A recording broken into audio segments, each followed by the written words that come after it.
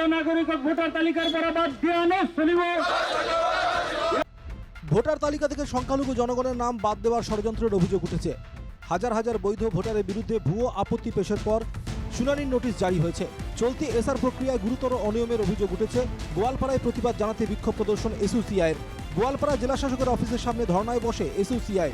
বিক্ষোভে অংশ নেন বহু মানুষ। সকলের হাতে হাতে ছিল ব্যানার, পোস্টার। বিক্ষোভস্থল থেকে তুমুল স্লোগান ওঠে। দাবি ওঠে এসআর নামে সংখ্যালঘুদের হয়রানি করা চলবে না। এসইউসিআইয়ের অভিযোগ, ভুয়ো আপত্তি পেশ করে ধর্মীয় সংখ্যালঘুদের নাম বাদ দেওয়ার চেষ্টা চলছে।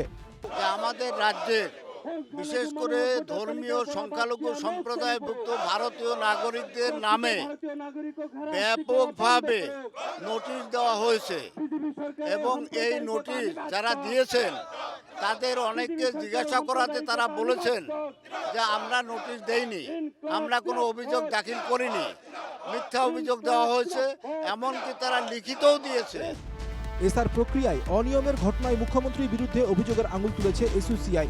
বিক্ষোভস্থল থেকে এসইউসিআইয়ের নেতা কি অভিযোগ করেছেন একবার শুনে নেওয়া যাক। মুখ্যমন্ত্রী হিমন্ত বিশ্ব শর্মা উনি বলছেন যে আমি মিয়া সম্প্রদায়ের মানুষকে শান্তিতে থাকতে দেব না, আমি যতদিন মুখ্যমন্ত্রী থাকব ততদিন মিয়াদেরকে আমি হারাশাস্তি করবই।